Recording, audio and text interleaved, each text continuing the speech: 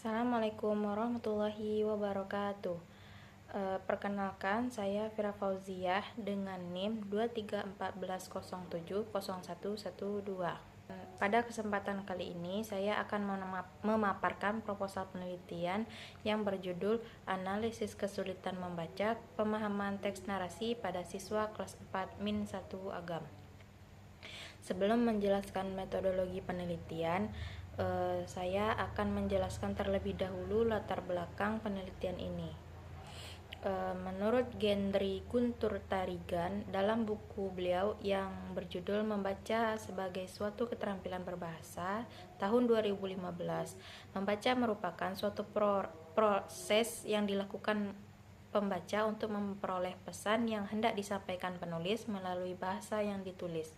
Nah, dari pendapat tersebut dapat dipahami bahwa membaca bukan hanya aktivitas melihat huruf dan melafalkan kata-kata, tetapi juga memahami informasi yang disampaikan oleh penulis. Nah, kemampuan membaca sangat penting karena menjadi dasar dalam proses pembelajaran di mana siswa yang memiliki kemampuan membaca yang baik akan lebih mudah memahami materi pembelajaran. Sebaliknya, siswa yang mengalami kesulitan membaca akan mengalami hambatan dalam menerima informasi dan memahami pembelajaran.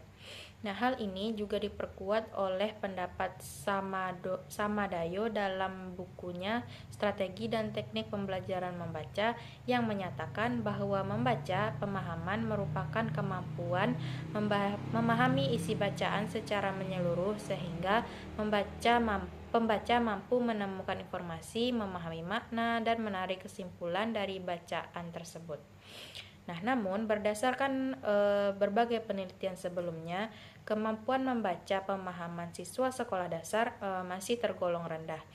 Seperti penelitian yang dilakukan oleh Mulyawanti dan kawan-kawan tahun 2022 dalam jurnal analisis kemampuan membaca pemahaman siswa kelas 3 sekolah dasar menunjukkan bahwa kemampuan membaca pemahaman siswa masih berada pada kategori rendah. Selain itu, penelitian Rahmawati dan David tahun 2023 juga menemukan bahwa siswa mengalami kesulitan dalam menentukan gagasan pokok, memahami isi bacaan, membuat kesimpulan, dan menceritakan kembali isi bacaan. Masalah yang sama juga ditemukan pada siswa kelas 4-1 Agam. Berdasarkan hasil observasi awal, masih terdapat siswa yang mampu membaca dengan lancar tetapi belum mampu memahami isi bacaan dengan baik. Ketika diberikan pertanyaan terkait isi teks, sebagian siswa mengalami kesulitan menemukan ide pokok, memahami informasi penting, dan membedakan fakta dan opini, juga menarik kesimpulan dari bacaan. Nah, dari penelitian ini saya memfokuskan ke kajian pada teks narasi. Menurut Goris Keraf dalam buku Argumentasi dan Narasi tahun 2010, narasi merupakan bentuk wacana yang menceritakan rangkaian peristiwa atau kejadian yang disusun secara kronologis. Teks narasi dipilih karena merupakan salah satu jenis teks yang paling banyak digunakan dalam pembelajaran bahasa Indonesia di sekolah dasar. Nah, selain itu, teks narasi menuntut siswa untuk memahami alur cerita, tokoh, latar, serta pesan yang terkandung dalam bacaan. Oleh karena itu, apabila siswa mengalami kesulitan membaca pemahaman, maka kesulitan tersebut akan lebih mudah terlihat ketika siswa membaca teks narasi. Apabila masalah ini tidak segera diatasi, maka dapat menimbulkan dampak yang cukup besar. Menurut Restiani dan kawan-kawan tahun 2022, rendahnya kemampuan membaca pemahaman dapat menyebabkan siswa kesulitan memahami materi pembelajaran yang lain yang berbasis teks. Selain itu, kemampuan berpikir kritis dan kemampuan menganalisis informasi siswa juga dapat terhambat. Berdasarkan uraian tersebut, saya tertarik untuk melakukan penelitian yang berjudul Analisis Kesulitan Membaca Pemahaman Teks Narasi pada Siswa Kelas 4-1 Agam. Nah, rumusan masalah dalam penelitian ini terdiri dari 4 pertanyaan, di mana yang pertama, bagaimana kesulitan siswa dalam menemukan ide pokok, pada teks narasi. Yang kedua, bagaimana kesulitan siswa dalam memahami informasi dalam teks narasi. Yang ketiga, bagaimana kesulitan siswa dalam menentukan fakta dan opini pada teks narasi. Dan yang keempat adalah bagaimana kesulitan siswa dalam menarik kesimpulan dari teks narasi. Nah, keempat rumusan masalah tersebut disusun berdasarkan indikator membaca pemahaman yang dikemukakan oleh Nurgiantoro tahun 2015 dan disesuaikan dengan kebutuhan penelitian.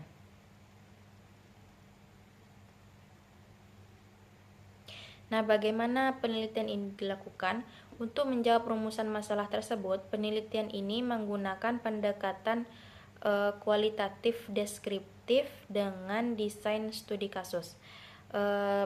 Saya memilih pendekatan kualitatif karena penelitian ini tidak bertujuan untuk menguji hipotesis ataupun mencari pengaruh suatu variabel, melainkan ingin memperoleh gambaran secara mendalam mengenai kesulitan membaca pemahaman yang dialami siswa.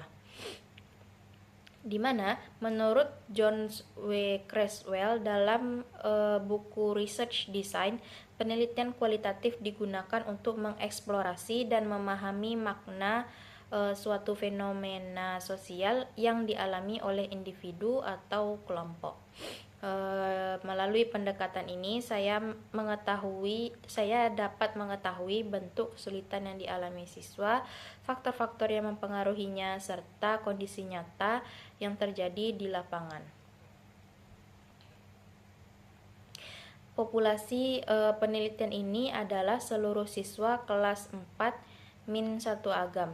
Karena penelitian ini merupakan penelitian kualitatif, maka pemilihan subjek tidak menggunakan teknik random sampling, tetapi menggunakan proportive sampling, di mana menurut Sugiono tahun 2019, proportive sampling merupakan teknik pengambilan sampel berdasarkan pertimbangan tertentu yang dianggap paling mengetahui informasi yang dibutuhkan oleh peneliti. Nah, tahapan pengambilan sampel itu sendiri dimulai dengan memberikan teks bacaan pemahaman kepada seluruh siswa kelas 4. Setelah itu, saya akan mengidentifikasi siswa yang mengalami kesulitan membaca pemahaman. Selanjutnya, dipilih beberapa siswa yang mewakili kategori kesulitan untuk wawancarai secara lebih mendalam. Selain siswa, guru kelas 4 juga akan dijadikan informan karena guru merupakan pihak yang paling mengetahui perkembangan kemampuan membaca siswa selama proses pembelajaran berlangsung.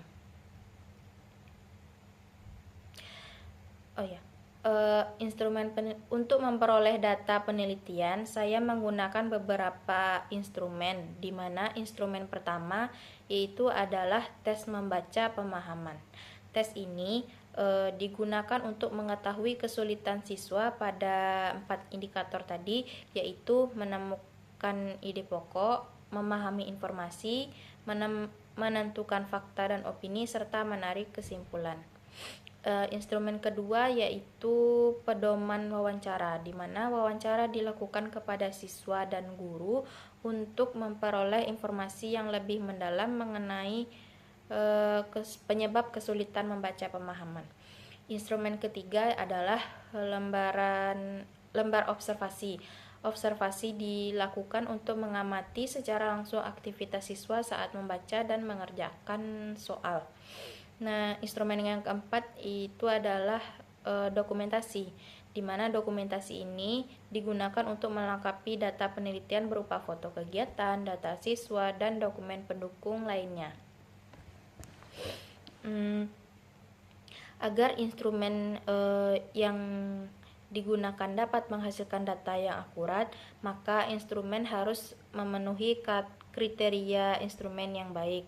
Nah, langkah yang pertama yang dapat saya lakukan yang adalah menyusun kisi-kisi instrumen berdasarkan indikator penelitian. Langkah yang kedua, menyusun soal teks, pedoman wawancara, dan lembar observasi.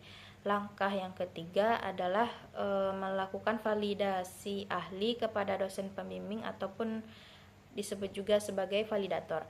Nah, setelah memperoleh masukan dari validator, instrumen direvisi sesuai saran yang diberikan sehingga dinyatakan layak digunakan. Nah, dengan cara tersebut, instrumen yang digunakan diharapkan mampu mengukur apa yang seharusnya diukur. Selanjutnya, analisis data. Data yang diperoleh akan dianalisis menggunakan model analisis data dari Miles Huberman dan dalam buku Kualitatif Data Analisis. Nah, tahap pertama adalah reduksi data, yaitu memilih dan menyederhanakan data yang relevan dengan penelitian. Tahap yang kedua adalah penyajian data, yaitu menyusun data dalam bentuk uraian naratif, tabel, dan matriks agar mudah dipahami. Tahap yang ketiga adalah menarik kesimpulan dan verifikasi, yaitu menemukan pola-pola kesulitan membaca pemahaman yang dialami siswa. Cara menjawab rumusan masalahnya, hasil analisis data nantinya digunakan untuk menjawab seluruh rumusan masalah penelitian, di mana data tes digunakan untuk mengetahui bentuk kesulitan siswa pada setiap indikator membaca pemahaman. Nah, data wawancara digunakan untuk menjelaskan mengapa kesulitan tersebut terjadi berdasarkan pengalaman siswa dan penjelasan guru kelas. Nah, data observasi digunakan untuk memperkuat temuan yang diperoleh dari tes dan juga wawancara. Melalui triangulasi, ketiga sumber data tersebut saya dapat memperoleh gambaran yang lebih akurat mengenai kesulitan siswa dalam menemukan ide pokok, memahami informasi, menentukan fakta dan opini, serta menarik kesimpulan dari teks narasi. Dengan demikian, hasil penelitian ini diharapkan dapat memberikan informasi yang bermanfaat bagi guru dalam merancang strategi pembelajaran membaca yang lebih efektif dan sesuai dengan kebutuhan siswa di Min1 Agam. Nah, sekian, terima kasih. Itulah penjelasan saya. Wassalamualaikum warahmatullahi wabarakatuh.